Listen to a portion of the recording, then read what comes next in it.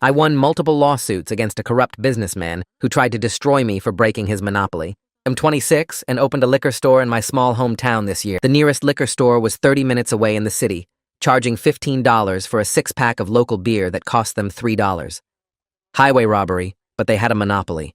My friend's mom was president of the local bank. With COVID, we're desperate to give out business loans. Great rates right now. I pitched my idea, undercut the city store's 80% markup with my 40% markup. Still profitable, but fair. Got the loan, bought the old bank building, hired my dad, general contractor, for renovations.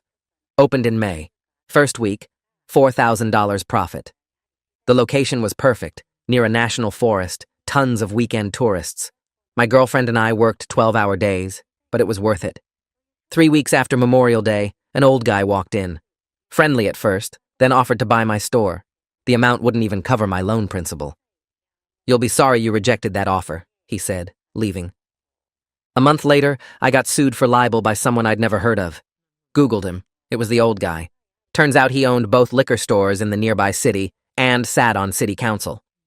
Further digging revealed the city had an ordinance. Any business institution that does not fulfill the definition of a restaurant, tavern, or liquor dispensary will be excluded from obtaining a license for the sale of alcohol. Guess who headed the liquor license board? Same guy. Small-town corruption at its finest. My uncle's a lawyer in a neighboring state. I called for advice. "Hang on, I gotta make a call." He hung up. Hours later, "My partner and I will take your case pro bono." Turns out my uncle was licensed in 3 states. The libel suit claimed my newspaper ads damaged his reputation. 3 weeks later, case dismissed. My uncle warned, he'll try again. The next day, I got served again. Same lawsuit, but now I was the defendant personally, not my business. 4 weeks later, dismissed. Over 3 months, I was sued 5 times. Before the 5th hearing, we had a settlement meeting. Judge, both lawyers, the guy, and me. "Is there any way to stop this cycle of faulty litigation?" the judge asked. His lawyer handed over an offer. "You should be happy I'm offering anything instead of suing you into bankruptcy and buying that crap hole from the bank." The judge, bailiff, and his own lawyer stared at him in shock. He'd admitted the real reason for the lawsuits. My uncle smiled. "Actually, I've taken all my nephew's cases pro bono. He's only spent gas money, and your outburst just guaranteed a lawsuit." The case was dropped days later. We're now preparing to sue him. I want to go big, get press attention. My uncle says we need to be careful not to appear vindictive. Last week, things escalated. A health inspector showed up. Anonymous complaint about rats. No rats. But he found violations, a slightly crooked shelf, a light bulb that was too dim. $500 in fines. Next day, another inspector. Fire safety, more mysterious violations. Another $500. Then the police. Reports of underage sales. I card everyone, even obvious seniors. They watched for 3 hours, found nothing. This continued daily. Building inspector, OSHA, even someone claiming to check our signage permits. My girlfriend quit. I can't handle this stress. My dad called. "Son, maybe you should just sell." But I'm stubborn. Then came the letter from my bank. They were calling in my loan early. Unusual account activity and multiple city violations make you high risk. My friend's mom called me personally. "I'm so sorry." The board overruled me. Richard Brennan sits on our board too. Richard Brennan, the corrupt businessman. He was on my bank's board. I had 30 days to pay the full loan or lose everything. My uncle filed an emergency injunction, but the judge assigned to our case played golf with Brennan every Sunday. Motion denied. I was finished. No loan, no business, probably bankruptcy. Then yesterday, a woman walked into my store. Professional, 50s, serious expression. "Mr. Davidson, I'm Agent Sarah Huffman, FBI. We need to talk about Richard Brennan." "FBI? We've been investigating him for 2 years. Racketeering, bribery, tax evasion. Your case gave us the final pieces." "I don't understand." "We need your cooperation. Wear a wire." He'd never talk to me. "He will if you agree to sell. Your store's success is tanking his profits. 3 of his managers quit to apply here." "And if I help?" "We arrest him, you get your business back, plus whistleblower reward, 7 figures. She slid me a document. Brennan wasn't just corrupt. He ran interstate smuggling through his liquor network. There's one more thing. Your uncle's former DOJ. He called us day one. What? My phone rang. Uncle Jim. Hey, kiddo. Agent Huffman there? Uncle, what the hell? I've been hunting Brennan for 15 years. Ever since he got my partner disbarred. Your partner? Your Aunt Linda? She was a judge. Refused to rule in his favor. He destroyed her career. She killed herself 3 years later. I never knew Aunt Linda was a judge. This was all a setup? No, your business is real. But when Brennan showed up, I knew we had our chance. Agent Huffman stood. The wire. Tomorrow? I looked at the FBI document. At the bottom, highlighted, Richard Brennan, connected to disappearance of Judge Linda Marius. My aunt didn't kill herself. I stare at the FBI document, my hands shaking as I read the highlighted section again. Richard Brennan, connected to disappearance of Judge Linda Marius. The words blur together. My aunt didn't kill herself. Uncle Jim's voice comes through the phone speaker, calm and measured, like he's been waiting 15 years for this exact moment. Agent Huffman stands across from me, watching my face, probably reading every emotion I'm trying to hide. The document lists dates, locations, witness statements.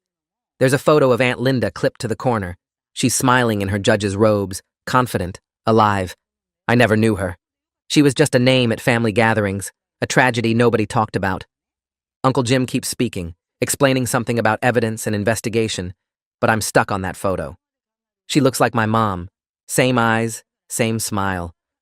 Brennan destroyed her because she wouldn't do what he wanted. Then he killed her and made it look like suicide. And Uncle Jim has been hunting him ever since, waiting for the right moment, the right case. My case. Agent Huffman pulls out more paperwork, spreading it across my counter. This is what wearing a wire means, she says. I need to act desperate enough to sell, which shouldn't be hard since I actually am desperate. The bank called in my loan. I have 30 days. I'm going to lose everything anyway. She shows me a list of things they need Brennan to admit on tape. It's longer than I expected. Specific phrases about the lawsuits, the inspections, the bank board interference. She needs him to connect the dots himself, to explain how he used his government positions to run his smuggling operation. The list has checkboxes next to each item like a grocery list. Get Brennan to admit he filed false lawsuits. Get him to discuss bribing inspectors. Get him to explain his interstate network. Each checkbox represents years in federal prison if we can make this work. I hang up with Uncle Jim without saying goodbye. Agent Huffman looks at me, waiting. I need time to think about this, I tell her. She shakes her head. Brennan might disappear if he suspects federal investigation. We've been watching him for 2 years. He's careful. One wrong move and he'll destroy evidence and run. She gives me until tomorrow morning to decide whether I'm willing to help. Then she pulls a business card from her pocket and leaves it on my counter next to the documents. The card is plain, just her name and a phone number. No FBI logo, no official markings. She walks to the door, pauses, looks back at me. Tomorrow morning, she says. After that, we move without you, and you lose your business anyway. The door closes behind her. I stand alone in my store surrounded by shelves of liquor bottles that might not be mine much longer. The card sits on the counter. The photo of Aunt Linda stares up at me from the document. I pick up my phone to call someone, anyone, but I don't know who to call. My girlfriend left. My dad told me to give up.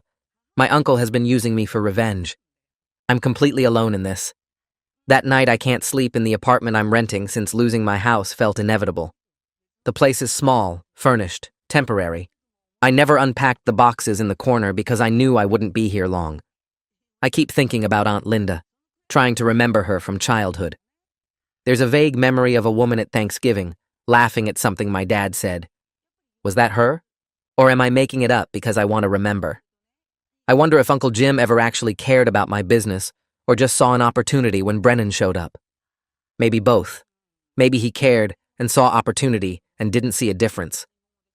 I stare at the ceiling. The apartment above me has someone walking around, footsteps crossing back and forth. It's past midnight. I check my phone. No messages. I pull up old family photos on social media, scrolling through my mom's albums.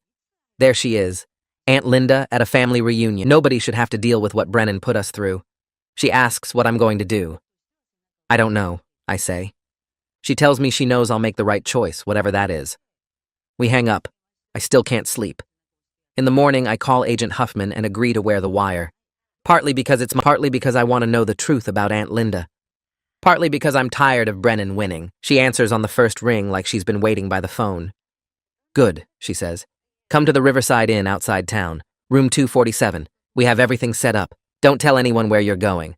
I drive out there, watching my mirrors for anyone following. The hotel is old, cheap, the kind of place where nobody asks questions. I park in back and take the stairs to the second floor. Agent Huffman opens the door before I can knock.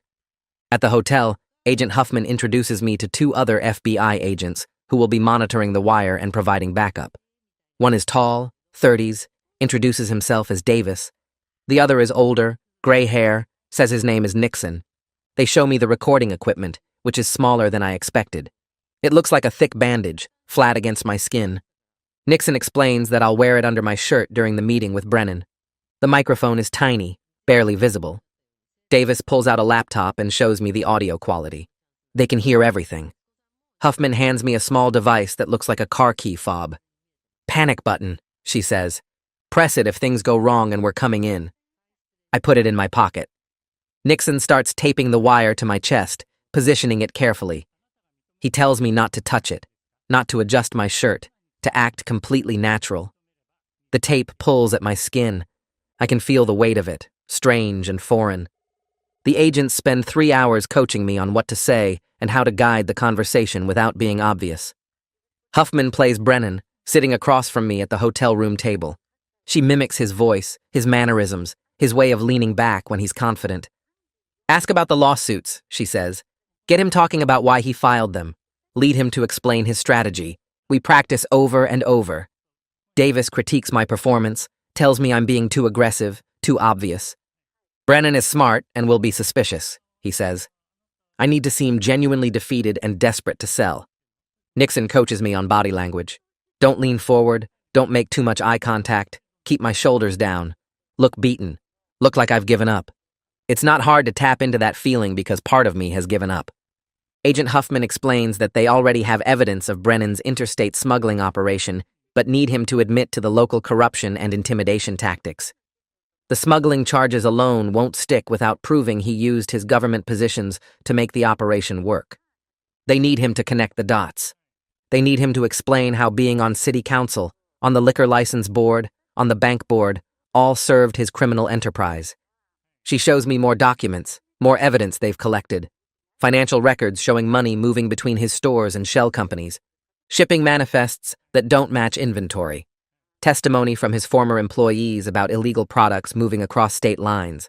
It's all there. But without the local corruption piece, a good lawyer could argue he's just a businessman who made some mistakes. They need the whole picture.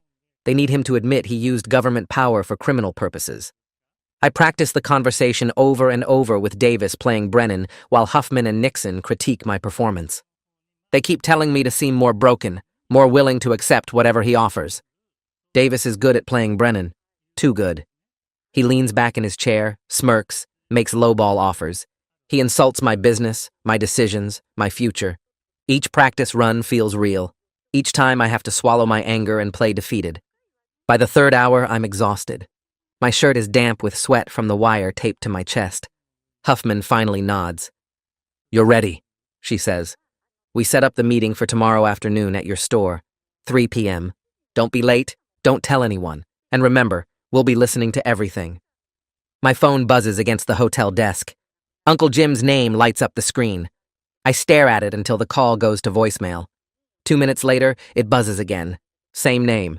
I reach to decline, but Agent Huffman touches my arm. She tells me he might have information that could help tomorrow. She says former DOJ agents know how these operations work. I pick up on the third ring.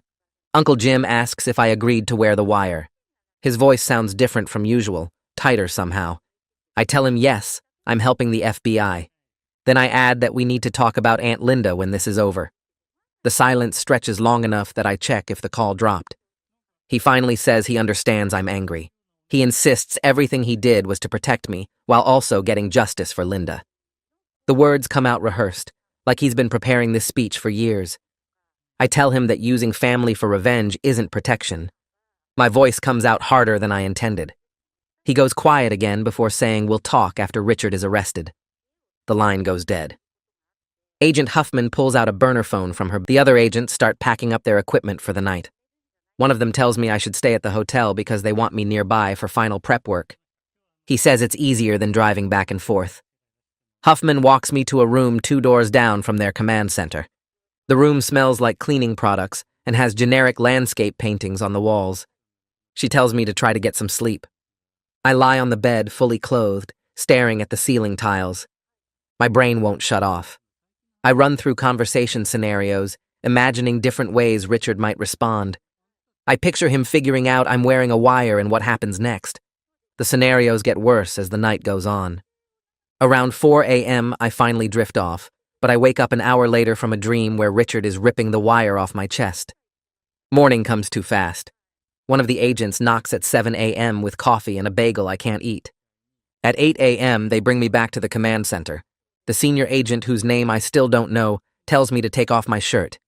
He pulls out the recording device, which is smaller than I expected, maybe the size of 2 stacked quarters. He tapes it carefully to my chest, pressing the edges down to make sure it stays. The wire runs along my side and connects to a small transmitter that clips to my belt. He makes me walk around the room, sit down, stand up, reach for things on high shelves. He watches how I move and adjusts the wire twice. He tells me not to unconsciously touch or adjust it during the meeting. He says people tend to fidget when they're nervous, and that's how they get caught. Agent Huffman pulls up a chair across from me. She reviews the key points one more time. She needs Richard to admit he filed false lawsuits against me. She needs him to explain how he used his government positions to harass me. She needs him to confirm he influenced the bank through his board position. She emphasizes that I need him to explicitly connect these actions to forcing me to sell. She says the connection is what makes it racketeering instead of just corruption. The other agents drill me on specific phrases that might get Richard talking. They tell me to act defeated but not suspicious. They say I should seem grateful he's still offering anything at all. We practice until my responses sound natural. At 2 p.m., I get in my car. 2 FBI vehicles follow at a distance, far enough back that they won't be obvious. Agent Huffman, she tells me to breathe normally and trust the equipment. I pull into the parking lot behind my store. The building looks different somehow, smaller maybe.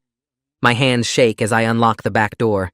Inside, everything is exactly how I left it yesterday. I start straightening shelves even though there are no customers and the shelves don't need straightening.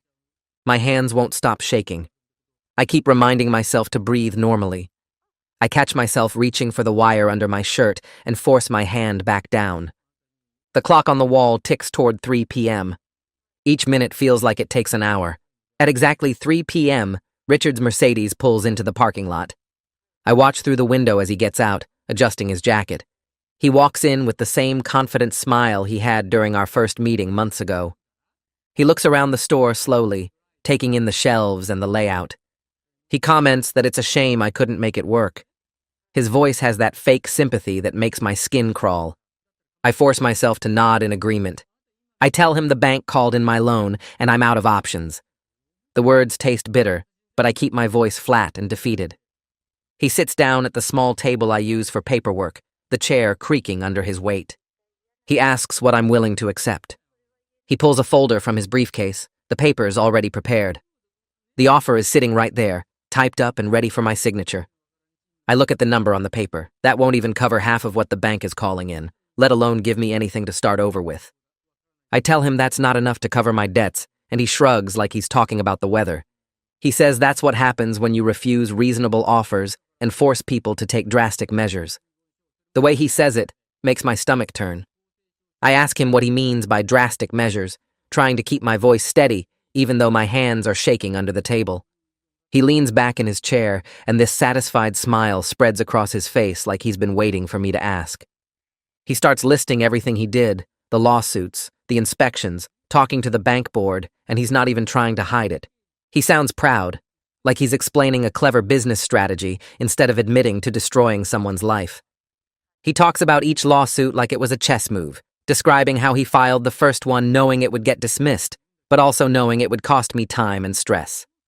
He admits that filing multiple lawsuits was designed to drain my resources and make me desperate and that he never expected to win any of them. The goal was always to force me into this exact situation where I'd have to sell for whatever he offered. I can feel the wire taped to my chest, and I'm terrified he'll somehow notice it, but he just keeps talking. I ask about the daily inspections, and he actually laughs. He says he has friends in every department who owe him favors, people he's helped out over the years, or given campaign money to, or just done business with long enough that they'll do what he asks. He describes calling in those favors to make my life miserable, sending inspectors to find violations that didn't matter, writing up citations for shelves being slightly crooked or light bulbs being dim. Agent Huffman's voice comes through my earpiece so quietly, I almost miss it, telling me they're getting everything on tape and I'm doing great. Richard keeps going, explaining that he's been running liquor distribution in this region for 20 years, and he's not about to let some kid with a business loan mess up his operation.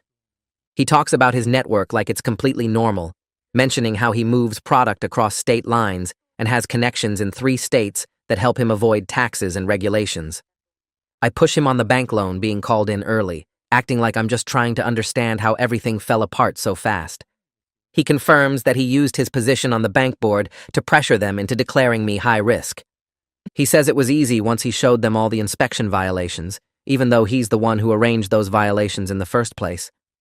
He leans forward now, his elbows on the table, and tells me I should have taken his first offer because now I'm losing everything anyway. The only reason he's offering anything at all, he says, is because buying the building from the bank would take a few extra weeks, and he wants to reopen under his own name right away. He's already got plans for the space, already hired managers, already printed new signs. I force myself to ask if he did the same thing to other people who tried to compete with him, and his expression changes. It gets darker, harder, and for the first time I see something mean in his eyes. He mentions 2 other businesses that tried to open in the area over the years, both of which closed after having similar problems with inspections and licensing and mysterious financial troubles. He makes it clear he has no regrets about any of it, that this is just how business works when you're protecting your territory. Agent Huffman's voice comes through again, telling me I have enough and I should wrap it up safely. I tell Richard I need a day to think about his offer, that it's a big decision, and I want to make sure I'm doing the right thing. He stands up, straightening his jacket, and says, I have until tomorrow morning. After that, the offer disappears completely, and he'll just wait for the bank to foreclose. As he walks toward the door, he turns back like he just remembered something. He mentions that he heard I have a lawyer helping me, some family member who thinks he can fight this. Richard says it doesn't matter because judges in this county know who really runs things, and he's made sure my emergency injunction was denied. He's still smiling when he walks out the door. I watch him stand there, straightening his jacket like he just closed a normal business deal, and something in his face shifts. He gets this look, almost proud, like he wants me to understand how clever he's been. He mentions Judge Guthrie by name, saying they go way back, that they're close friends who help each other out. He talks about doing favors for the judge over the years, making problems disappear when needed, smoothing things over with people who might cause trouble. My hands grip the edge of the table because I know this is it. This is exactly what Agent Huffman needed on tape, proof that he's been corrupting judges and not just harassing me. He keeps talking, explaining how judges in this county understand how things work, how they know who really runs the show around here. I force my face to stay neutral, even though my pulse is hammering in my ears. He finally stops talking and heads for the door, turning back one more time to remind me I have until tomorrow morning. The second he walks out, I hear car doors opening outside. Agent Huffman comes through the door with 4 other agents behind her, all of them moving fast and professional. She walks straight to me and says, I did perfect, that they got everything they needed on tape. One of the agents is already on his phone, talking fast to someone about arrest warrants and evidence. Another agent is setting up a laptop on my counter, pulling up files and recordings. Agent Huffman explains they're coordinating with federal prosecutors and local police right now, that they'll arrest Richard at his home tonight before he has time to destroy evidence or run. She's talking quickly, giving orders to the other agents, making calls, and I just stand there feeling like I'm watching. She says that should be enough to get the bank to back off while the investigation continues. My phone rings, and I see Uncle Jim's name on the screen.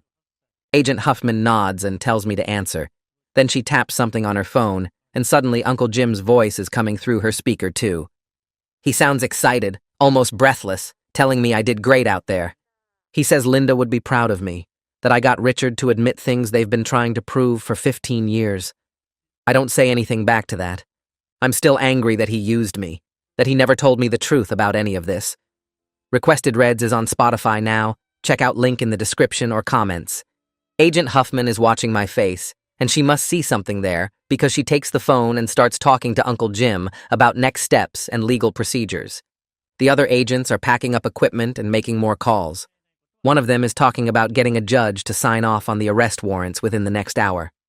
Agent Huffman hands my phone back and tells me I need to go to the hotel where they had me staying before.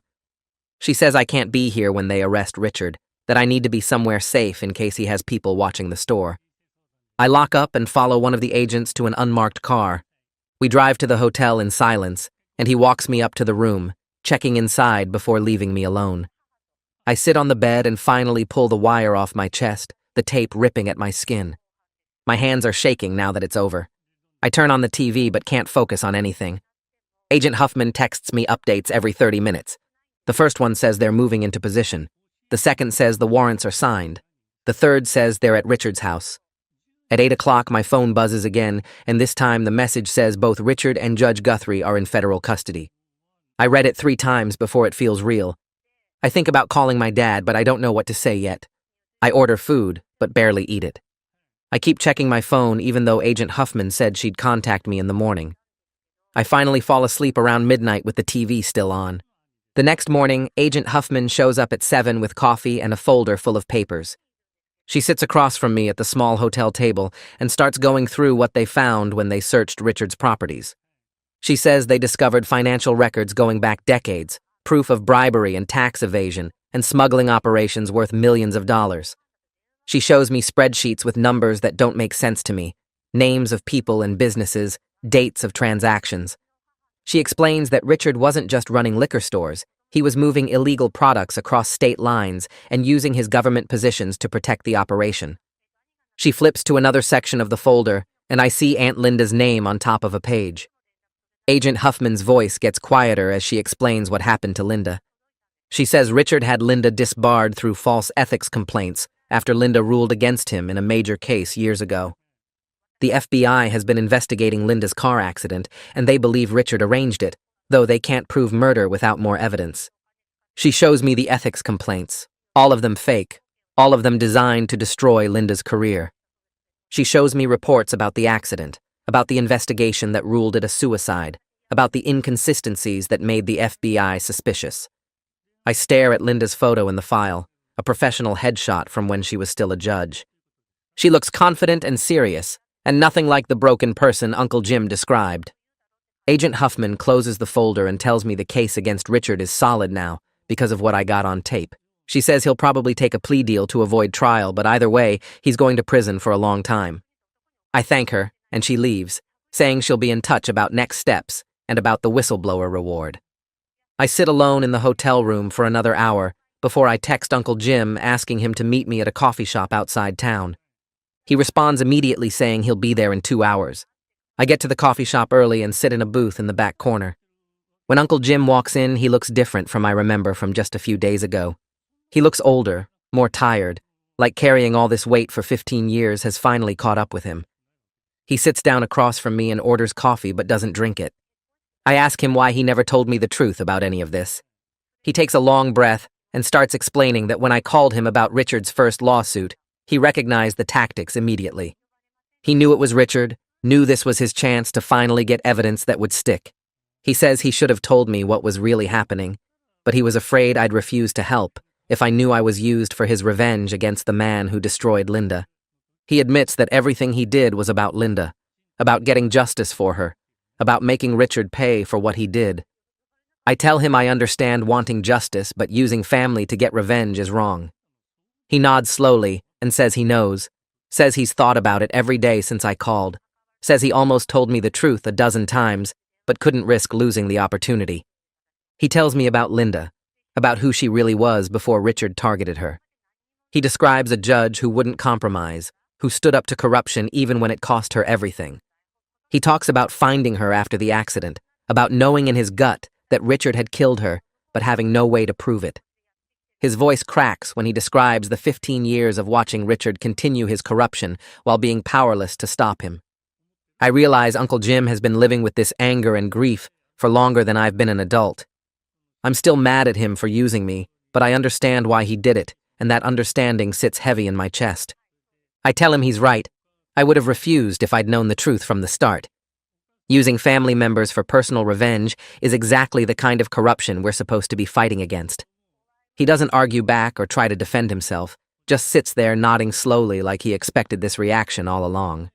He says he's sorry for not being honest with me, but then he looks me straight in the eye and says he'd do it all again because Richard destroyed Linda and deserves to pay for what he did. The honesty of that statement hits harder than any excuse would have. We sit in silence for a while, both staring at our coffee cups that neither of us has touched. The quiet feels heavy, like there's 15 years of grief and anger filling the space between us. Finally, I break the silence and ask him to tell me about Aunt Linda, the real story, and not the cleaned-up version I heard as a kid. He takes a deep breath and starts talking, describing a brilliant judge who stood up to corruption in ways that cost her everything. He tells me about cases where she ruled against powerful people, how she refused to compromise her principles even when it would have been easier and safer to look the other way. She paid for her integrity with her career first, then eventually with her life. Uncle Jim pulls out his phone and shows me photos of Linda from before Richard targeted her. She's smiling in the pictures, confident and strong, exactly the kind of person who would refuse to bend the rules for anyone's convenience.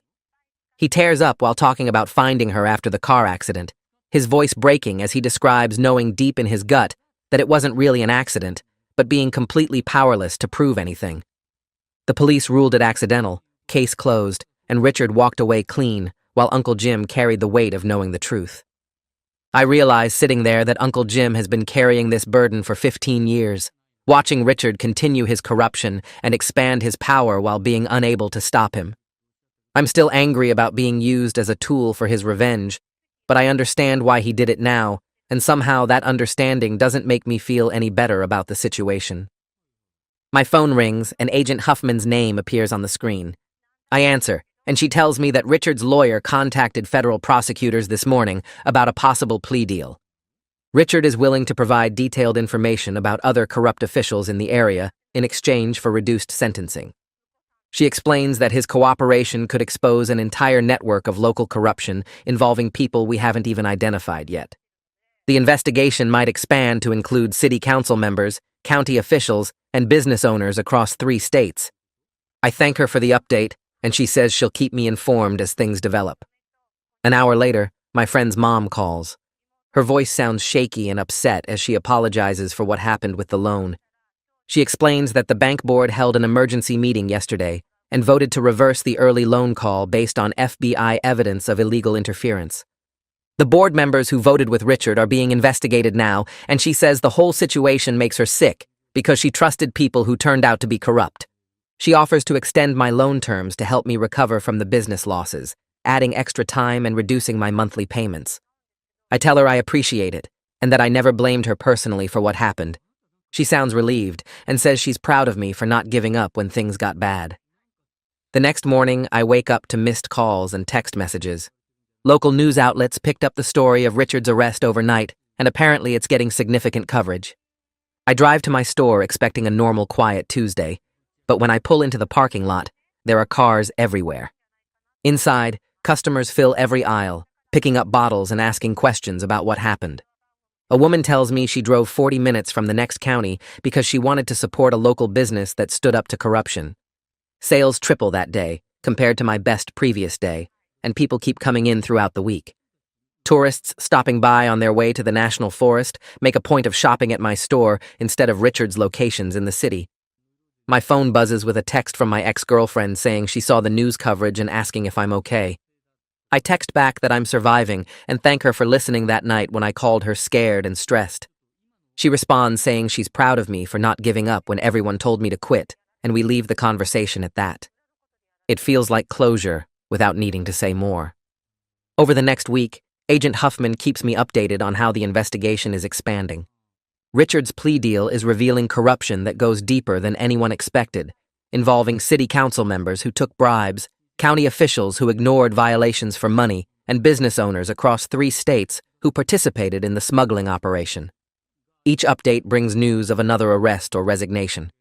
Judge Guthrie resigns from the bench on Thursday and accepts his own plea deal that includes disbarment and prison time. 2 city council members get arrested on Friday morning.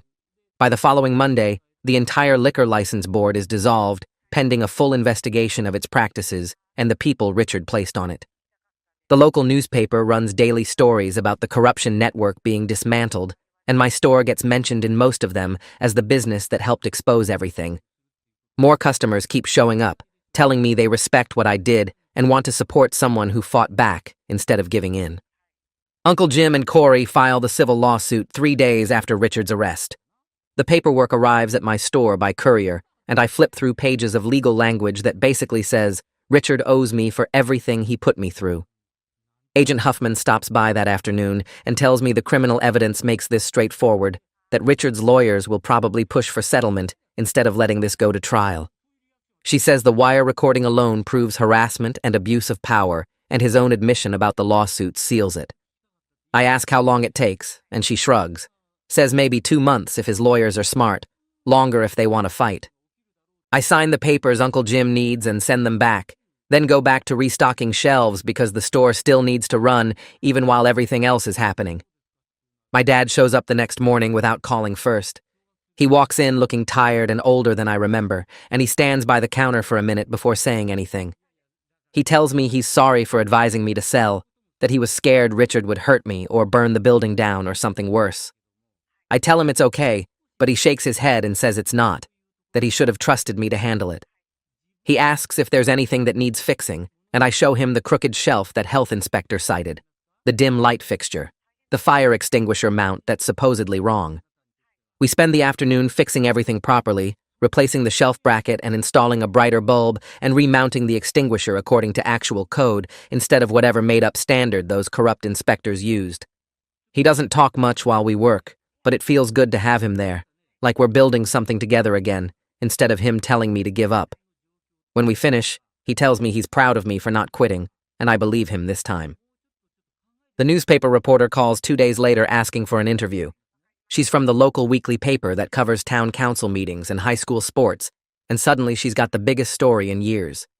We meet at the store after closing, and she sets up a recorder on the counter, asks me to start from the beginning.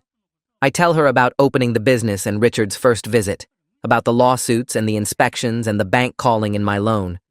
I'm careful to mention Uncle Jim and the FBI multiple times, making sure people understand I didn't do this alone. She asks if I ever considered selling and walking away, and I admit I came very close, that there were nights I was ready to give up. She writes everything down and takes photos of the store, says the story will run next week. I ask her not to make me sound like some hero because I'm not. I just got lucky that Uncle Jim had history with Richard and the FB. I was already investigating. She promises to keep it balanced, but I can tell she's excited about the story, about having something bigger than school board drama to cover. Agent Huffman emails me the following Monday with news about the whistleblower reward. She says my cooperation was essential to proving the racketeering charges, that wearing the wire and getting Richard to admit everything on tape closed gaps in their case. The reward amount depends on what assets they recover from Richard's operation, but she estimates several $100,000, maybe more.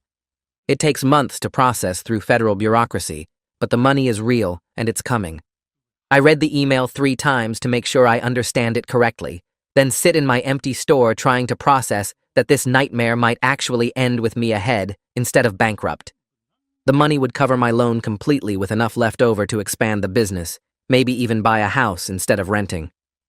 I forward the email to Uncle Jim, and he calls within minutes, tells me this is what happens when people fight back instead of accepting corruption. I want to feel good about it, but mostly I'm just tired. The prosecutor contacts me 2 weeks later about Richard's sentencing hearing. She says it's scheduled for 3 months out and asks if I want to give a victim impact statement, where I tell the judge how Richard's crimes affected me. I agree immediately because I need to say something about what this cost me, about the stress and the fear and almost losing everything. She sends me guidelines about what to include and what to avoid, tells me to focus on personal impact rather than requesting specific punishment. I start writing notes about sleepless nights and my girlfriend leaving and my dad telling me to give up, about feeling like the system was rigged against me until the FBI showed up. The statement grows longer each time I work on it, and I keep having to cut parts that sound too angry or vindictive. The prosecutor reviews my draft and says it's good, but needs to be shorter, more focused on specific harm rather than general frustration. I revise it 3 more times before she approves the final version. Uncle Jim and I start meeting for coffee every Thursday morning. At first, we don't talk about Richard or Aunt Linda, just normal stuff about the store and his other cases. But gradually, he starts sharing stories about Linda, about what she was like before Richard destroyed her career. He tells me she was funny and stubborn and believed the legal system could actually deliver justice if people were brave enough to stand up. She ruled against Richard in a case involving his liquor license board, found that he'd been taking bribes to approve competitors' applications, then using city ordinances to shut them down later. Richard filed ethics complaints claiming she was biased, manufactured evidence of improper conduct, got her disbarred within a year. Uncle Jim's voice breaks when he talks about finding her after the car accident, about knowing it wasn't really an accident, but having no way to prove Richard was involved. I listen and realize my uncle has been carrying this weight for 15 years, watching Richard continue his corruption while being unable to stop him. Our relationship will never be the same because I know he used me, but I understand why he did it, and that makes it harder to stay angry. We're finding something new between us, not quite trust, but maybe respect for what we both survived. The civil lawsuit settles 6 weeks after filing. Richard's lawyers contact Uncle Jim with an offer that covers my remaining loan balance, all legal fees, and $200,000 in damages for business losses and emotional distress. Uncle Jim says we could fight for more, but it would take months, and Richard might hide assets while we wait. I tell him to take the settlement because I want this finished, want Richard's money out of my life so I can move forward. The paperwork takes another week to finalize, and then the money hits my bank account in one massive transfer. I pay off the business loan the same day and watch my debt disappear from the bank's website. My friend's mom calls to congratulate me and apologize again for the board's actions, says the bank has completely restructured how they handle board member conflicts. I thank her and tell her the loan actually worked out despite everything, that her initial faith in my business idea was what started all of this. The remaining settlement money sits in my account like a promise that I can actually build something here. I use $70,000 from the settlement to renovate and expand the store. Contractors knock out a wall to add more floor space, and I install new shelving for craft beer selection that tourists love. The local brewery in the next county agrees to stock their seasonal releases exclusively at my store, and I add a wine section featuring regional wineries that Richard never bothered carrying. The work takes 3 weeks, and I stay open during construction, which is chaos, but customers seem to enjoy watching the progress. I hire 3 employees to help manage the increased traffic, 2 college students who work evenings and weekends, plus a retired guy who wanted part-time work. Training them takes longer than I expected because I've been doing everything myself for so long, but it feels good to delegate and focus on bigger picture stuff like inventory and marketing. Sales increase 40% within the first month after renovation, and suddenly the business is profitable beyond anything I projected in my original loan application. The store becomes what I imagined when I first pitched the idea to the bank, a real community business instead of just me grinding through 12-hour days. Richard's sentencing hearing happens on a cold Thursday morning in November. The federal courthouse is 2 hours away, and Uncle Jim drives us there together, neither of us talking much during the trip. The courtroom fills with people I don't recognize, probably other victims of Richard's schemes or FBI agents who worked the case. Agent Huffman sits in the front row and nods when I walk in. The judge enters and everyone stands. Then Richard is brought in wearing an orange jumpsuit instead of his usual expensive suit. He looks smaller somehow, less threatening than the man who walked into my store and tried to destroy everything. The prosecutor presents evidence and witness statements, and then it's my turn to read my victim impact statement. I walk to the podium with my printed pages, and my hands shake as I start reading. I describe opening my business with hope and excitement, then watching Richard systematically try to crush it through corruption and abuse of power. I talk about my girlfriend leaving and my dad telling me to give up, about lying awake at night wondering if I should just sell and walk away. I explain how his actions nearly destroyed my faith in the justice system, made me believe that corrupt people always win if they have enough power. My voice cracks when I mention almost losing everything, and I have to pause before finishing. The judge listens without expression and thanks me when I'm done. She sentences Richard to 12 years in federal prison, plus restitution to his victims, and I feel relief mixed with exhaustion wash over me. 12 years won't undo what he did to Aunt Linda or the other people he hurt, but it's something real, and it means he can't hurt anyone else for a long time. Agent Huffman catches me outside the courthouse after the hearing ends. She tells me the case is officially closed, that my cooperation helped dismantle a corruption network that operated for 2 decades. 15 people have been charged so far, including city council members and county officials, with more investigations ongoing. She says my willingness to wear that wire made it all possible, that without Richard admitting everything on tape, they couldn't have connected the local corruption to his interstate smuggling operation.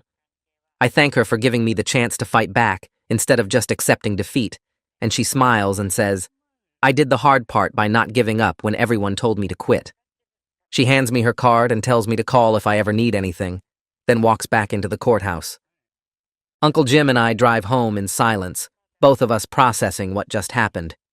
Richard is going to prison, and I still have my business, and Aunt Linda finally got some measure of justice, but none of it feels as satisfying as I expected.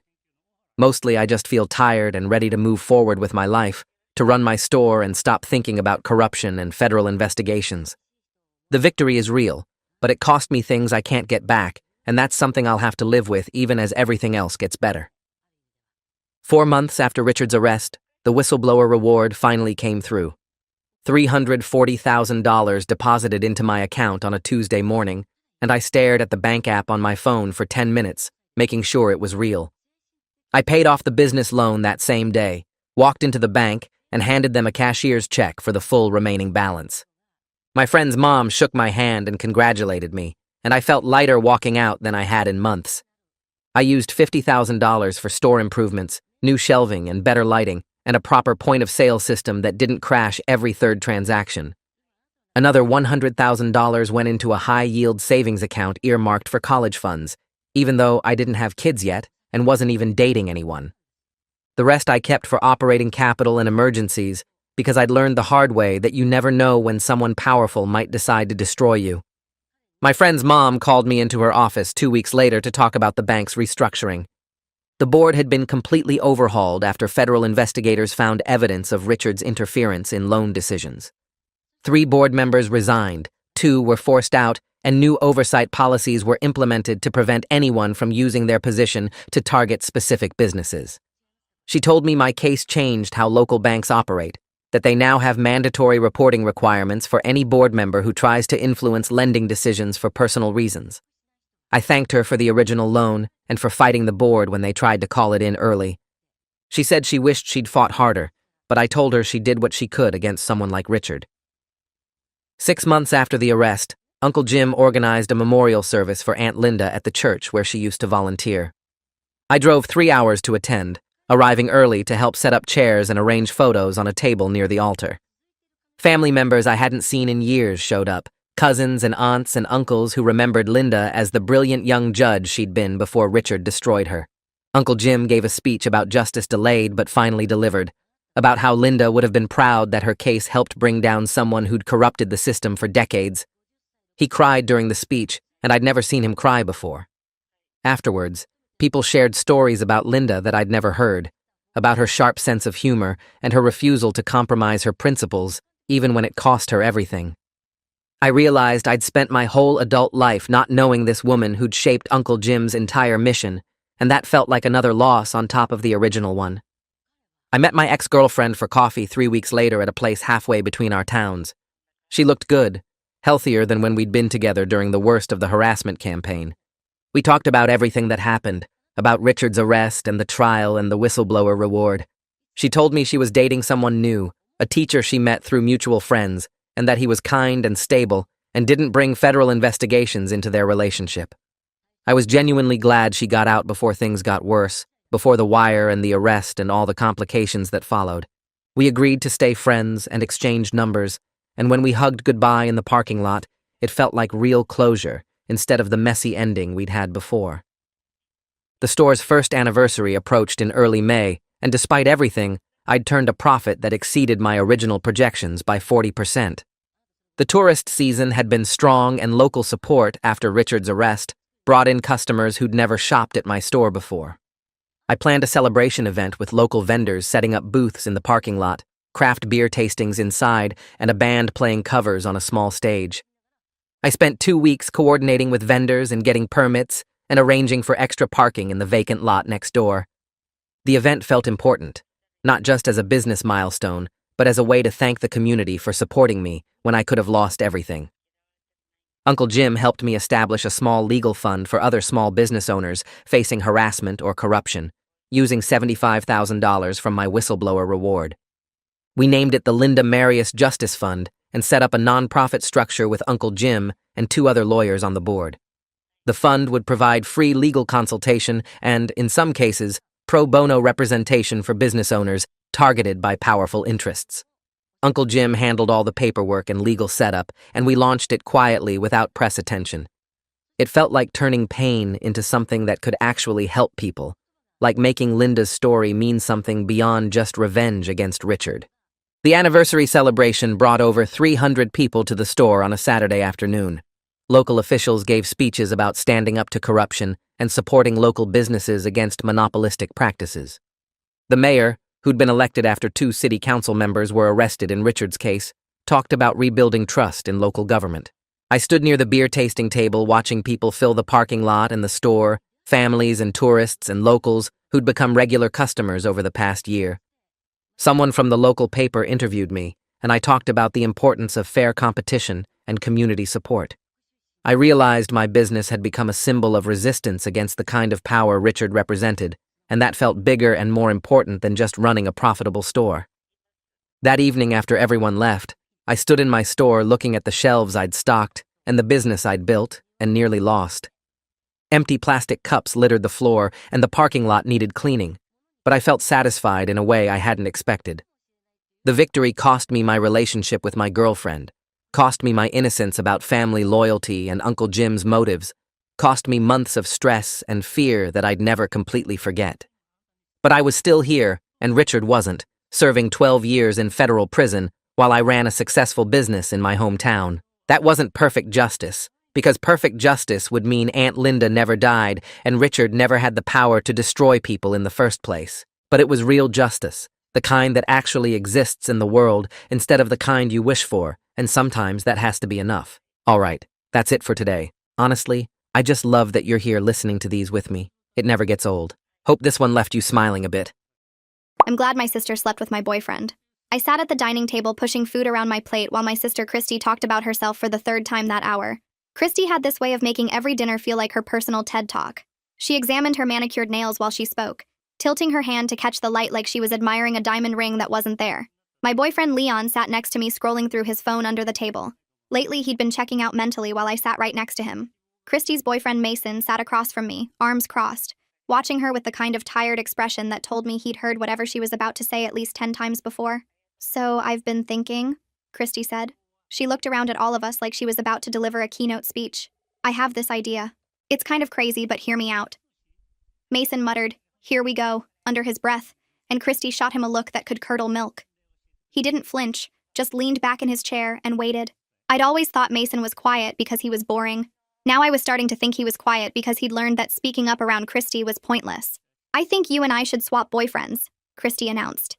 I blinked, then laughed out loud because there was no way she was serious. I looked at Leon expecting him to be laughing too.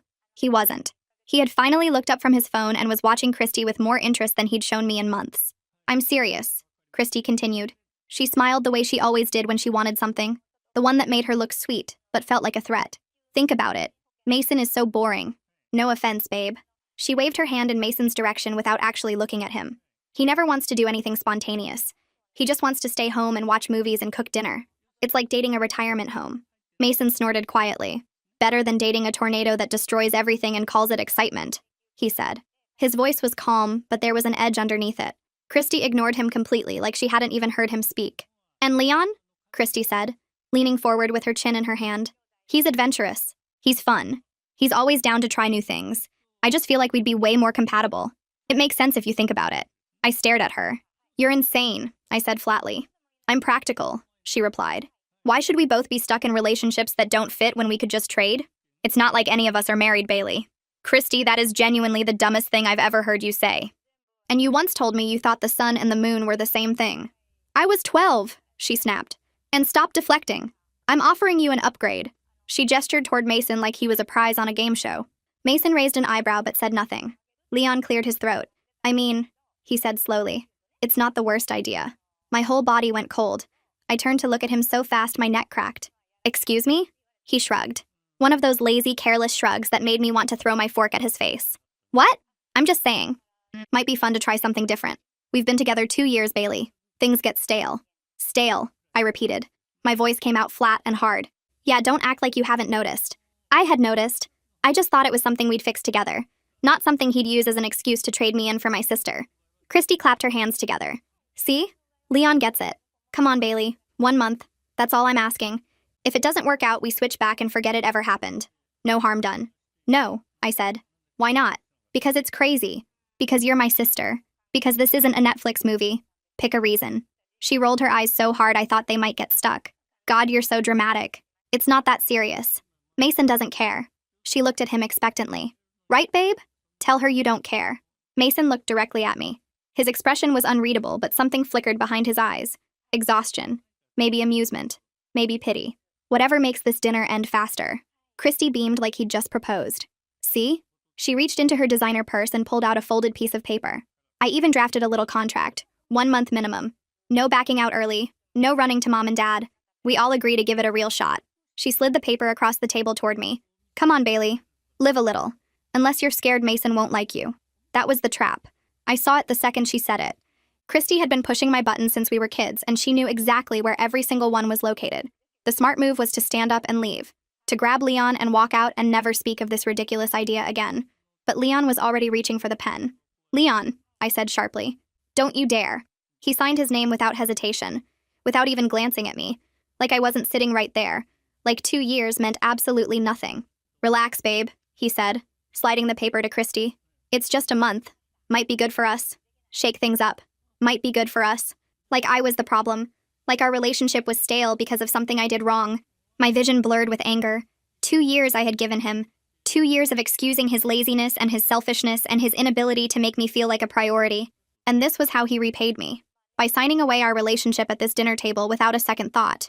Christy signed next, her signature as dramatic and loopy as her personality.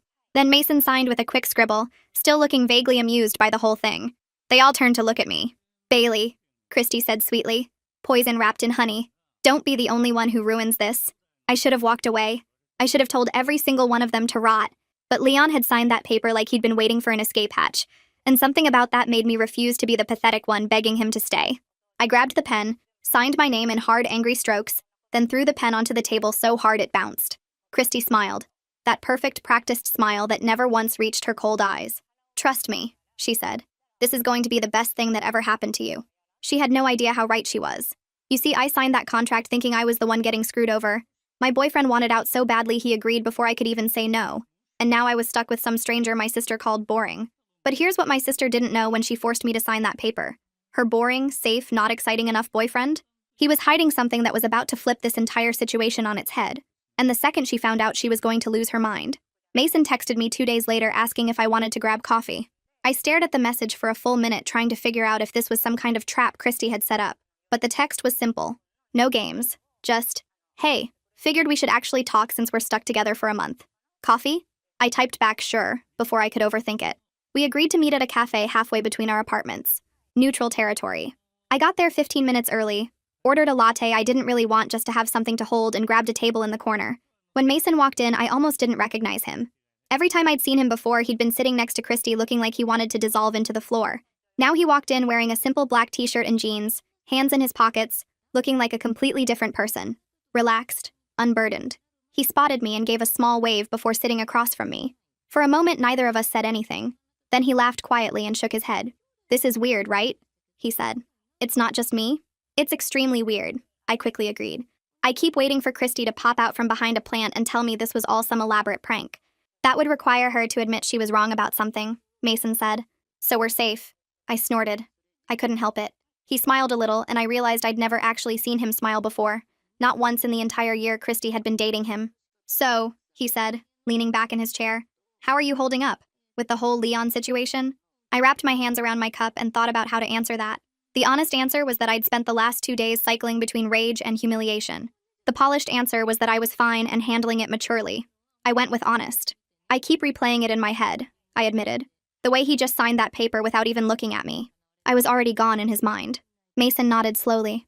Yeah, that was rough to watch. Was it obvious? I asked. From the outside, I mean. That things were bad between us? He considered the question for a moment. I don't know if bad is the right word. It was more like he wasn't fully there. Every time I saw you two together, he was either on his phone or looking somewhere else. You'd be talking and he'd be checked out. I noticed because... He stopped himself. Because what? Because Christy does the same thing to me, he said. Different flavor, but same energy. She's not checked out, she's just waiting for her turn to talk. Every conversation is just her waiting for an opening to bring it back to herself. The TED Talk thing, I said. Exactly. I used to think maybe I was boring. She told me I was boring so many times I started to believe it. But then I realized she called everything boring that wasn't directly about her. A movie she didn't pick? Boring. A restaurant that wasn't Instagram-worthy? Boring. Me wanting to spend a night cooking dinner instead of going to some overpriced club? Boring.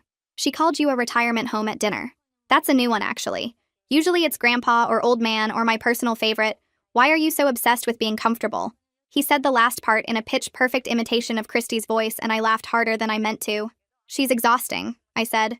I love her because she's my sister, but God, she's exhausting. She's a black hole, Mason said. Everything gets sucked into her orbit. Your time, your energy, your money. I spent $800 on a purse for her birthday, and she returned it because it wasn't the right shade of beige. $800? How the hell could he buy that and not bat an eye? What did he do for work?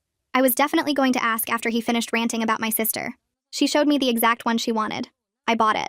Apparently there's a difference between sand and oatmeal, and I should have known that. I shook my head in disbelief. Leon forgot my birthday last year. Just completely forgot. I reminded him the week before and the day before, and he still forgot. Then he got mad at me for being upset because birthdays aren't that serious. Christy made me throw her a surprise party and then got mad that I invited her friends instead of people who would make her look better. Mason said. I still don't know what that means. It means she wanted hot friends for photos, I said. Her friends are hot. Not hot enough, apparently. We both laughed and something changed between us. The awkwardness melted away, and suddenly we were just two people who had been through the same war comparing scars. Can I be honest with you? Mason asked. Please. When Christy brought up this whole swap thing, I wasn't surprised. I was relieved. I've been trying to find an exit for months, but every time I brought up breaking up, she'd cry or threaten to tell everyone I was emotionally abusive or say she'd hurt herself. I was trapped. My stomach turned. Mason, that's manipulation. Yeah, I know. But when you're in it, you don't see it clearly. You just feel guilty all the time and you don't know why. He ran a hand through his hair. Anyway, I signed that contract because it was the first door she'd opened willingly. Even if it's only a month, it's a month where I don't have to pretend anymore. I understood that more than I wanted to admit. Leon made me feel like I was asking for too much, I said quietly. Somehow wanting him to pay attention to me was needy. He made it feel like expecting him to remember things was demanding. I kept shrinking myself to fit into whatever space he left for me, and it was never enough. We both picked wrong, Mason said. We really did. He smiled again. That small, quiet smile that made his whole face soften. Well, silver lining, at least we're stuck with each other now instead of them. Is that a silver lining? I guess we'll find out. I smiled back. For the first time since that disaster of a dinner, I felt something other than anger. I felt seen. Hey, random question, I said. What do you do for work? I realized I don't actually know anything about you. Christy never talked about you unless she was complaining. Mason hesitated. Something flickered across his face. Not quite discomfort. More like he was deciding how much to share. I actually just quit my job, he said. About 3 weeks ago. Oh. I tried to keep my expression neutral. So how did he afford the $800 bag? Was he secretly a trust fund baby? Are you looking for something new or... Not exactly. He took a long sip of his coffee. I quit because I don't really need to work anymore. He paused and laughed awkwardly. This is going to sound insane. I won the lottery. Like, actually won. Not like $100. I mean, I won millions. I choked on my latte. Coffee went down the wrong pipe, and I spent the next 30 seconds coughing while Mason handed me napkins, looking mildly concerned. Sorry, he said. I probably should have led with that. You probably should have, I wheezed. Millions? Yeah. Millions. Plural. Yeah. And Christy doesn't know? Nobody knows. I haven't told anyone. I didn't even tell Christy because he stopped and looked at me like he was waiting for me to connect the dots. I connected them instantly. Because she'd never let you go. Because she'd never let me go, he confirmed. She'd suddenly love everything about me. The staying home, the cooking, the comfortable, quiet life. All of it would become perfect the second she found out there was money attached. I sat back in my chair and stared at him. This man my sister had thrown away because he wasn't exciting enough. This man she called boring and safe and compared to a retirement home. He was a millionaire, and she had absolutely no idea. She's going to lose her mind, I said. Mason's jaw tightened. Yeah, he said quietly. I know. A millionaire. This man my sister threw away because he wasn't exciting enough had just won millions of dollars. I knew my sister better than anyone. I knew exactly what she was like when she didn't get what she wanted. But Christy not getting something she never knew existed? That was one thing. Christy finding out she had it and gave it away? That was going to be nuclear. The only question was how long until she found out. And honestly, it didn't take long at all. Mason called his mom a week later to tell her the mortgage was paid off. I was sitting next to him on his couch when he made the call, and I watched his whole face light up as she cried happy tears on the other end. It was one of the most genuine moments I'd ever witnessed.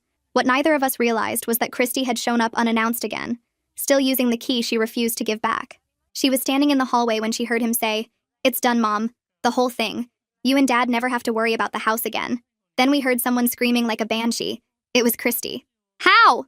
Christy shrieked, storming into the living room like a tornado in designer heels. "How did you pay off a mortgage, Mason? That's hundreds of thousands of dollars. Where did you get that kind of money?" Mason's face went pale. He ended the call with his mom and stood up slowly.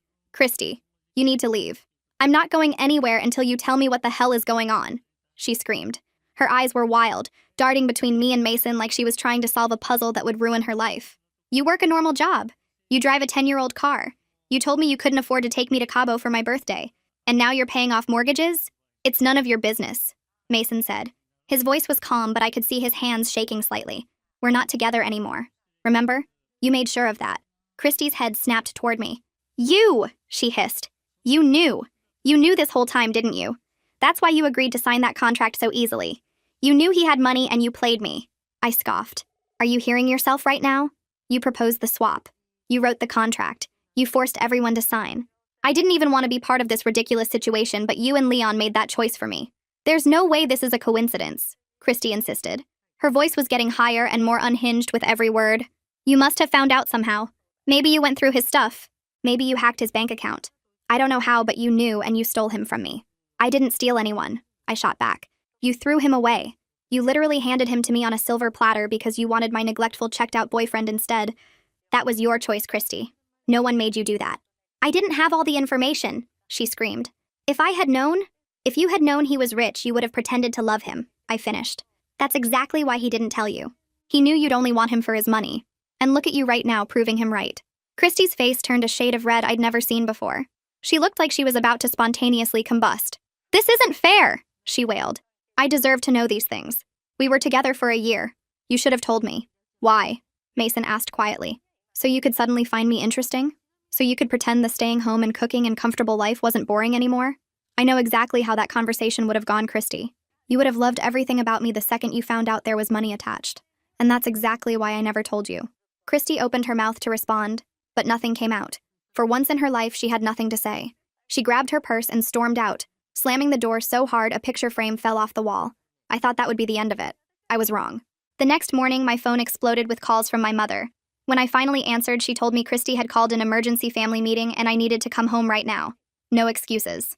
I walked into my parents' living room an hour later to find Christy already in position. She was curled up on the couch with a blanket around her shoulders, tissues scattered around her, eyes red and puffy from what I assumed was strategically timed crying. My mom sat next to her, rubbing her back. My dad stood by the fireplace looking uncomfortable. "Bailey," my mom said in that soft, disappointed voice she reserved for moments when she thought I'd done something wrong. "We need to talk about this situation with Mason." "Let me guess," I said flatly. "Christy told you her version and now I'm the bad guy."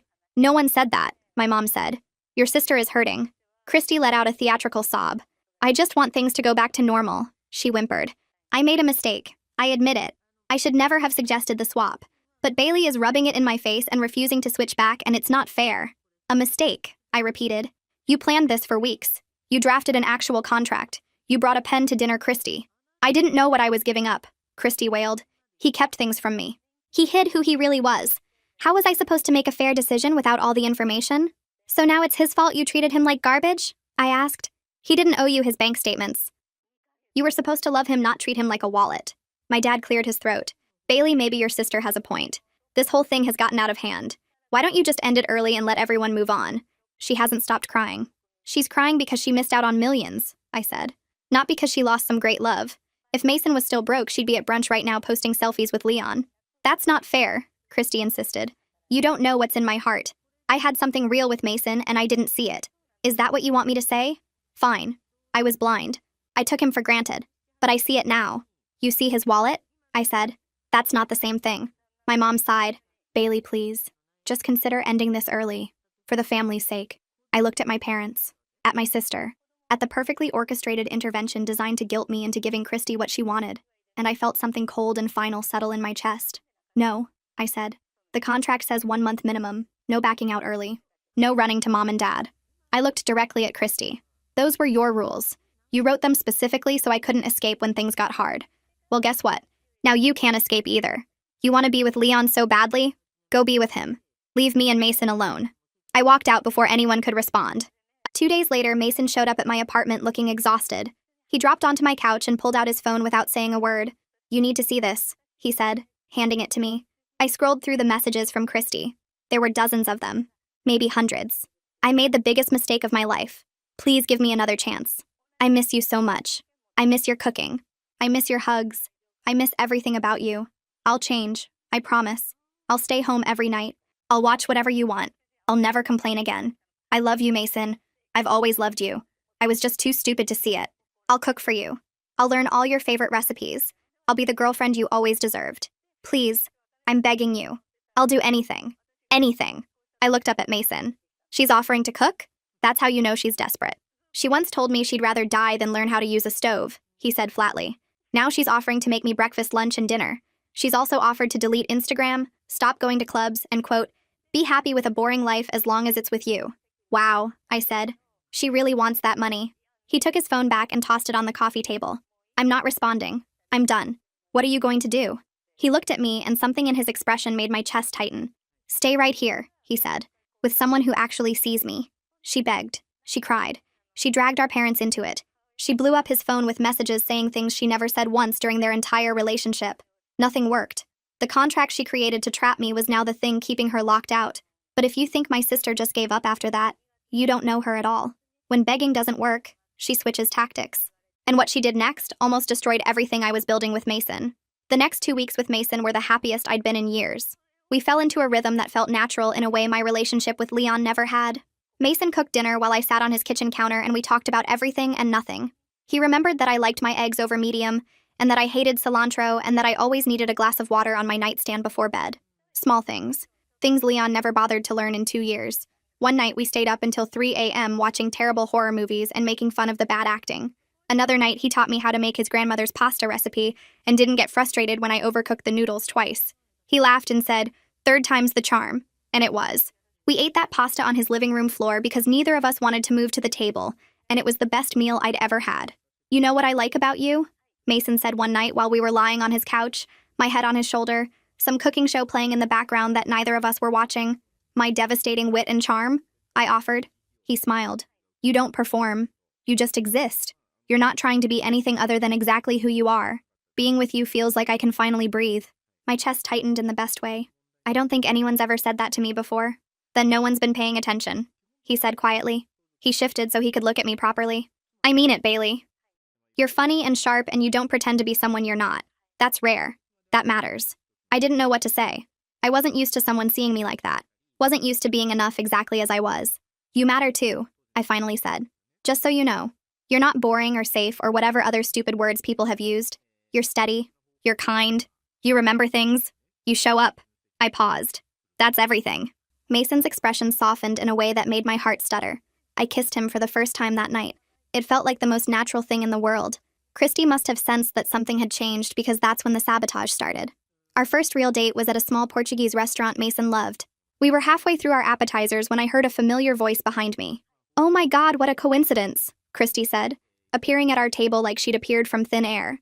She was dressed to kill, full makeup, heels that could double as weapons. I didn't know you two would be here. Mind if I join? Yes, I said flatly. We mind. She ignored me and pulled up a chair anyway, positioning herself right between us. So how's it going? She asked, eyes fixed on Mason. Getting to know each other? Taking things slow, I hope. You really shouldn't rush into anything serious. Rebound relationships never work out. This isn't a rebound, Mason said. His voice was calm, but I could see his jaw tightening. And you weren't invited, Christy. I'm just looking out for both of you, she said sweetly. Bailey doesn't have the best track record with relationships, and I don't want you to get hurt, Mason. You deserve someone who's going to stick around. Like you stuck around? I asked. When you traded him for someone more exciting? Christy's smile flickered but didn't drop. I made a mistake. I've admitted that. But Bailey rushing into something with you isn't going to fix anything. She's just using you to get back at me. Mason stood up and dropped cash on the table. We're leaving, he said, reaching for my hand. Don't follow us. We walked out and left Christy sitting alone at the table. But that wasn't the end of it. She showed up at the next date too. And the one after that. Coffee shop. Movie theater. A bookstore where Mason wanted to show me his favorite section. Every single time she appeared out of nowhere with some excuse about coincidence or concern. Every single time she found a way to mention that I was moving too fast, or that Mason deserved better, or that rebound relationships were doomed to fail.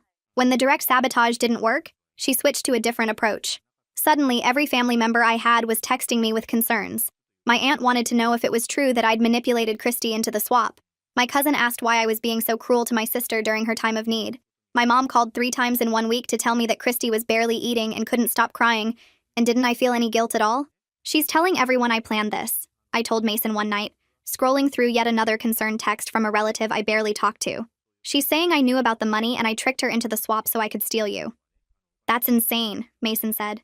You didn't even want to sign the contract. She's rewriting history, I said. And everyone's believing her because she's Christy. She's the pretty one, the charming one, the one who always gets what she wants. And I'm just Bailey, the difficult one who ruins everything. Mason took my phone out of my hands and set it face down on the table. You're not the difficult one, he said firmly. You're the only one in your family who sees her clearly. That doesn't make you difficult. It makes you honest. Christy called me that night. I don't know why I answered. Maybe I was hoping she'd finally say something real. Something that wasn't manipulation or guilt or strategy. You're really doing this, she said. Her voice was cold, controlled, no more theatrical crying. You're really choosing a man over your own sister. I'm not choosing anyone over you, I said. You did this, Christy. All of it. The swap, the contract, everything that's happening right now is because of choices you made. He was mine, she hissed. For a whole year he was mine, and you just swooped in and took him the second you saw an opportunity. You threw him away, I said for the 100th time. You literally handed him to me and told me to sign a contract saying I'd keep him for a month. Now you're mad that I actually like him? That's not my fault, Christy. That's yours. She was quiet for a long moment. When she spoke again, her voice was barely above a whisper. You're going to regret this, she said. I'm your sister Bailey. Blood. And you're throwing that away for some guy you've known for mere weeks. I'm not throwing anything away, I said. You are. You've been throwing things away your whole life because you always think something better is coming. Well, guess what? Mason was the something better. And you gave him up. I hung up before she could respond. Mason was watching me when I set my phone down. Your sister is exhausting, he said quietly. I laughed even though nothing was funny. Yeah, I said. She really is. Christy crashed our dates. She told our family I manipulated her.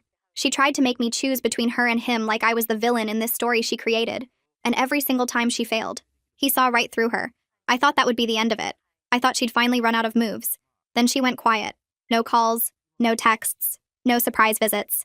And that silence? That terrified me more than anything she'd done before because Christy doesn't go silent. She doesn't just give up. A week passed with nothing. No ambushed dates, no family members texting me with concern, no hysterical voicemails at 2 a.m. My phone stayed quiet, and it made me more anxious than all the chaos combined. Maybe she's finally done, Mason said one night while we were cooking dinner together. Maybe she realized it wasn't working and moved on. You don't know Christy, I said, stirring the sauce with more force than necessary. She doesn't move on. She regroups. But days kept passing and still nothing. I started to wonder if maybe I was wrong. Maybe she really had exhausted herself. Maybe even Christy had a limit. Then she texted me. It wasn't a paragraph of guilt or manipulation. Just 6 words. Can we talk? Coffee tomorrow? I stared at the message for 10 minutes before responding. Fine. 2 p.m. I told Mason about it that night and he offered to come with me. I said no. Whatever this was, I needed to face it alone. Christy was already at the coffee shop when I arrived. She was sitting at a corner table with a cup of tea in front of her. No makeup, hair pulled back in a simple ponytail. She looked almost normal, almost human. It was unsettling. Thanks for coming, she said as I sat down. Her voice was calm. What do you want, Christy? She took a slow sip of her tea and set the cup down carefully. I wanted to apologize for everything. for showing up at your dates, the family stuff, the texts to Mason, all of it. I was out of line and I'm sorry. I waited for the catch, the manipulation hidden inside the apology, but she just sat there looking at me with an expression I'd never seen on her face before. Acceptance. I've had time to think, she continued, and I've made peace with how things are. You and Mason are together. The contract will be over soon. Whatever happens after that happens. She shrugged like it didn't matter. I'm done fighting. Just like that, I said slowly. You're done. Just like that. She smiled, but it wasn't her usual sharp smile. It was softer, almost sad. Enjoy him while you can, Bailey. You two seem happy. And when the month is over, we'll figure out where everyone stands. She tilted her head slightly. Maybe Mason and I will work things out. Maybe we won't. But I'm not going to keep making myself crazy over it. Something about the way she said, enjoy him while you can, made my stomach turn, as if she knew something I didn't. I had a feeling she was already counting down to something. Okay, I said carefully. Thanks for the apology. Of course. She stood up and grabbed her purse. I'll see you around, Bailey. Tell Mason I said hi. She walked out and I sat there for a long time trying to figure out why her being calm scared me more than her being unhinged. Things were finally quiet. I should have felt relieved. Instead, I felt like I was waiting for a bomb to go off. Christy doesn't lose gracefully. She doesn't lose at all. So when she suddenly acted like none of it mattered anymore, I knew something was wrong. I just didn't know what. Then my phone rang at 2 a.m. She was sobbing so hard I could barely understand her. And what she told me next? It changed everything for everyone involved. My phone rang annoyingly on the nightstand next to me in the middle of the night. I sat up in bed and quickly answered the phone knowing nothing good happens after 2 a.m. It was Christy calling. Bailey. She choked out between sobs. Bailey, I messed up. I messed up so bad. This wasn't her theatrical crying. This was different. Raw and ugly and gasping. The kind of crying that comes from somewhere deep and uncontrollable. Christy, slow down, I said. What happened? Are you hurt? I slept with him, she wailed. I slept with Leon. The words hit me like a bucket of ice water. You what? I know, she sobbed. I know. I'm sorry. I was angry and hurt, and he kept texting me saying how much he missed having someone who appreciated him, and I just wanted to feel wanted, and it happened, and I'm so sorry, Bailey. My brain was still trying to process what she was saying. Christy slept with Leon. Even I hadn't slept with Mason. When? I demanded. When did this happen? A few days ago, she whispered. But that's not why I'm calling. Bailey, there's something else. Something worse. Worse than my sister sleeping with my ex-boyfriend? I couldn't imagine what could possibly be worse than that. He told me after, Christy said, her voice cracking on every word. After we slept together, he told me he has something. An STD. He said he found out a few weeks ago, but he didn't want to tell anyone because he was embarrassed. The room started spinning. I gripped the edge of my mattress to steady myself. He has what? I don't know exactly what, Christy cried. He wouldn't give me details. He just said I needed to get tested and that he was sorry. He said it like it was nothing, Bailey. Like he hadn't just ruined my entire life. My stomach dropped through the floor. 2 days. Leon and I had slept together 2 days before the swap. I remembered it clearly because it had felt like a last attempt to fix something that was already broken. I thought maybe if we reconnected physically, things would get better. They didn't. And now that night might have cost me everything. Christy, I said slowly, my voice shaking. If Leon has something and he found out a few weeks ago, that means he had it when we were together. I slept with him 2 days before the swap. The line went silent except for Christy's ragged breathing. I don't think she'd even considered that. She'd been so focused on her own crisis that she hadn't connected the dots to mine. Oh God, she whispered. Oh God, Bailey, I didn't even think. No, you didn't, I snapped. You never do. I hung up and immediately called Mason. He answered on the second ring, voice groggy with sleep. Bailey, what's wrong? I told him everything. The words tumbled out in a rush, and by the end of it, I was shaking so hard I could barely hold the phone. I'm coming over, he said. Don't move. He was at my apartment in 15 minutes. I opened the door and he pulled me into a hug without saying a word. We stood there in my doorway for what felt like forever while I tried to remember how to breathe. We need to get tested, I finally said into his chest. Both of us. If I have something and we've been together. Hey, Mason said, pulling back to look at me. I haven't slept with anyone else. So whatever's happening, I'm not worried about me. He cupped my face in his hands. I'm worried about you. And we're going to figure this out together, okay? I nodded even though nothing felt okay. We were at the clinic the second it opened. Christy was already in the parking lot pacing back and forth with mascara streaked down her face.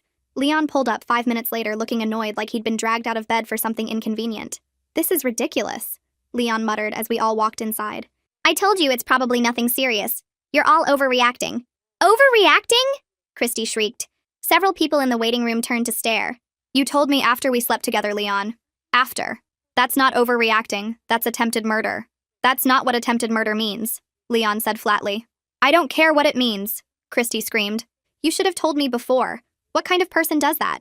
The kind who didn't want to have this exact conversation, Leon shot back. Look, I'm not the villain here. I found out and I told people.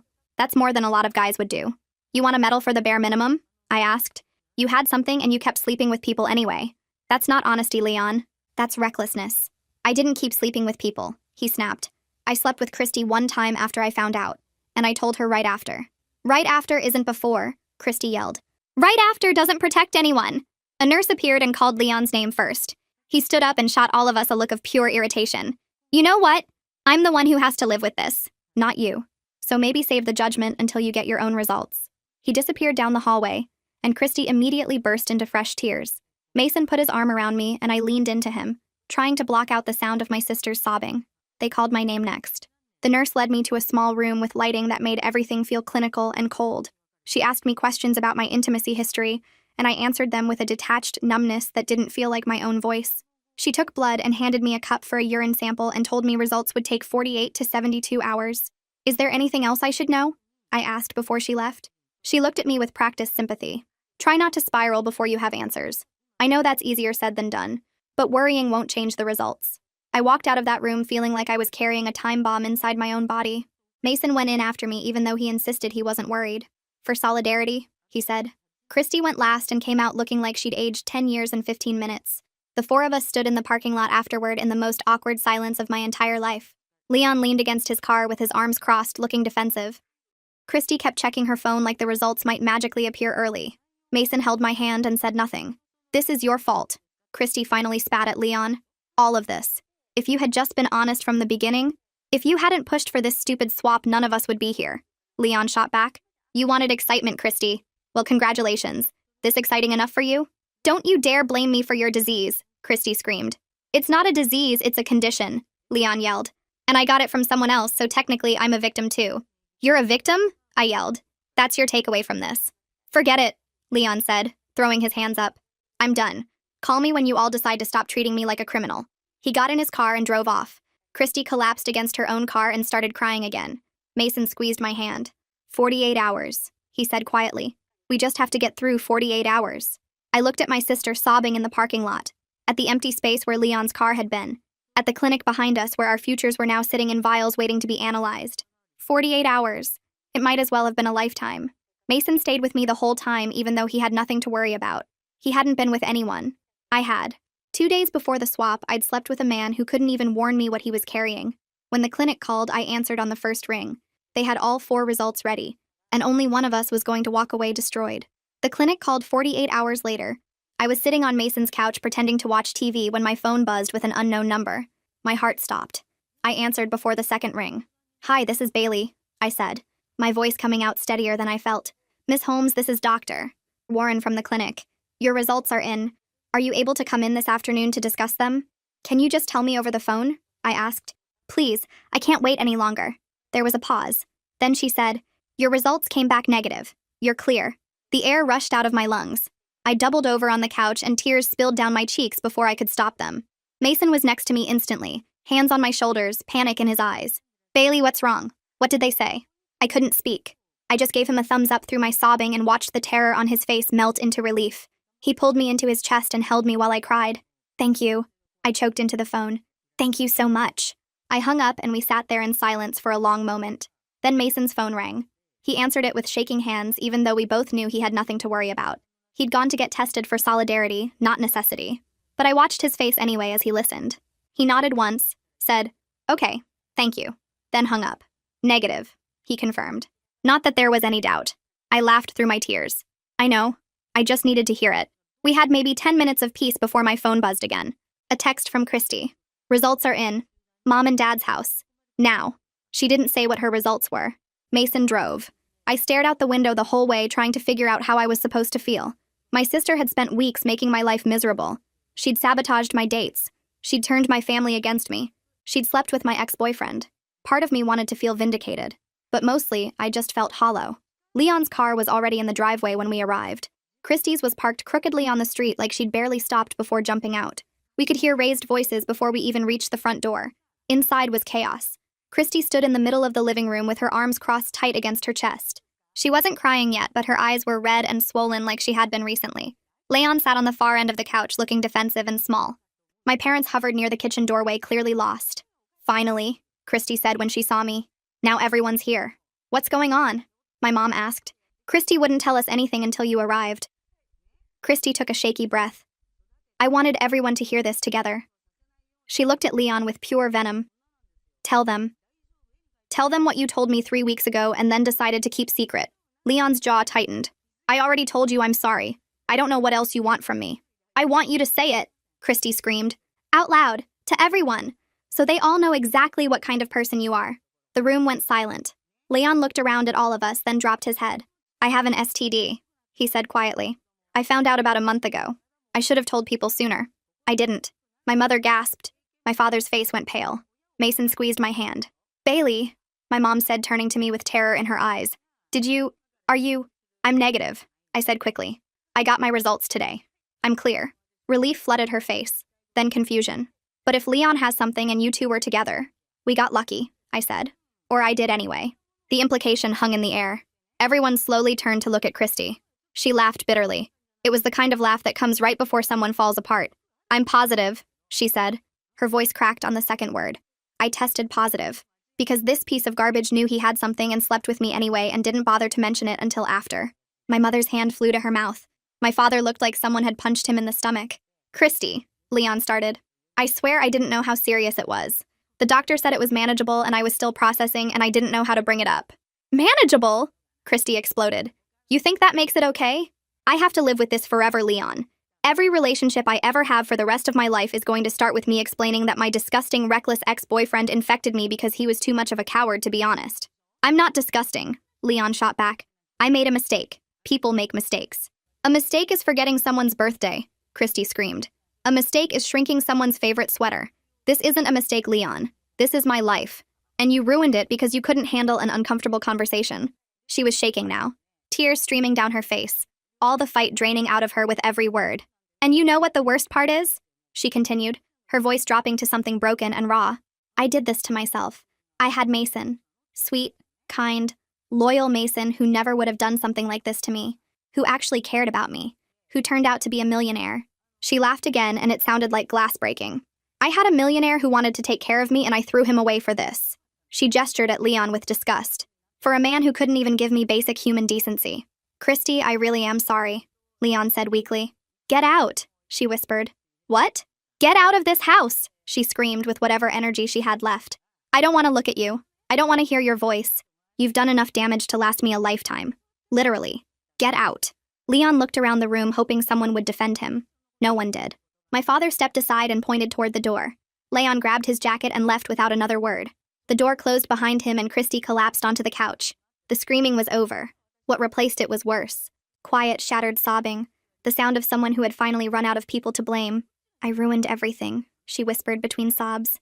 "I had the perfect guy and I threw him away because I thought I deserved more. And now look at me." She buried her face in her hands.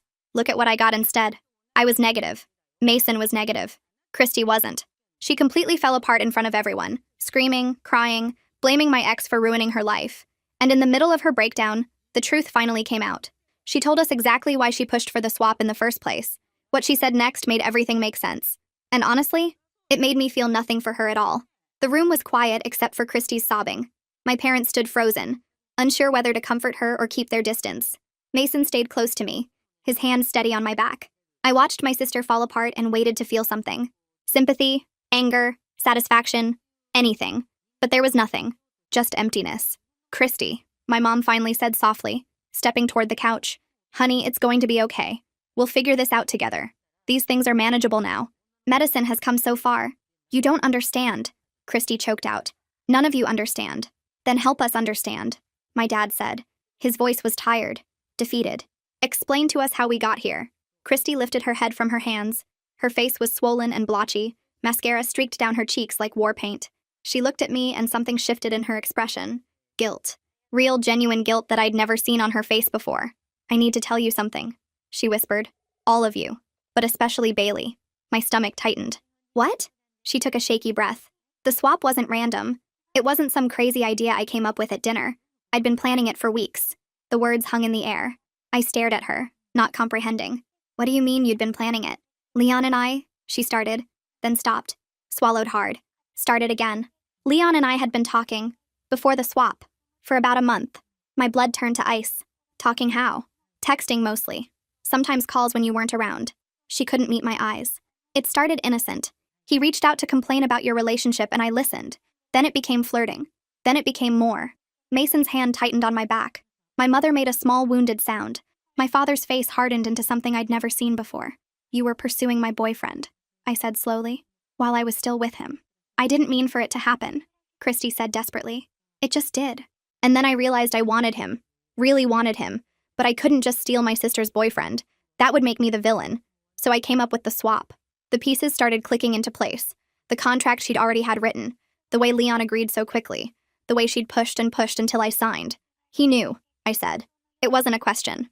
Leon knew about your plan. Christy nodded miserably. We talked about it beforehand. He was supposed to act surprised when I brought it up at dinner. We rehearsed it. She laughed bitterly. He wasn't even that good of an actor. He agreed too fast. I was worried you'd figure it out. I thought about that dinner. The way Leon's eyes had lit up when Christy mentioned the swap. The way he'd signed that contract without hesitation, without even looking at me. I'd thought he was just checked out of our relationship. Turns out he'd already checked into a new one. The whole thing was a setup, I said. My voice sounded far away, like it belonged to someone else.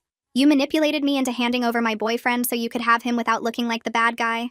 I'm sorry, Christy sobbed. I'm so sorry, Bailey. I never meant for any of this to happen. I just wanted... You wanted what you wanted. I cut her off. You've always wanted what you wanted, and you've never cared who you hurt to get it. That's not true, she cried. I love you. You're my sister. You don't love anyone but yourself, I said. The words came out calm and cold. You proved that when you went behind my back with Leon. You proved it again when you tried to sabotage my relationship with Mason. And you're proving it right now by making this about your guilt instead of what you did to me. Christy flinched like I'd slapped her. My parents stood in stunned silence. Mason said nothing, but I could feel his support radiating through his touch. I thought if I got Leon through the swap, it would be okay, Christy whispered. I thought we'd be happy together and eventually you'd move on and forgive me. I never imagined it would end like this. You never imagined there'd be consequences, I corrected her. That's different. She broke down again, shoulders heaving with sobs. I ruined everything. I schemed and planned and manipulated everyone, and for what? A man who couldn't even be honest about his own health. A man who gave me a disease and then blamed me for overreacting. She looked up at me with red-rimmed eyes. You got the millionaire who treats you like gold, and I got exactly what I deserved. I looked at my sister, really looked at her. The girl who had been my best friend growing up. The woman who had betrayed me in the most calculated way possible. The person who was only sorry because her plan had backfired. Yeah, I said quietly. You did. I took Mason's hand and walked toward the door. My mother called after me, but I didn't stop. There was nothing left to say. It was clear Christy wasn't sorry for what she did. She was sorry her plan didn't work.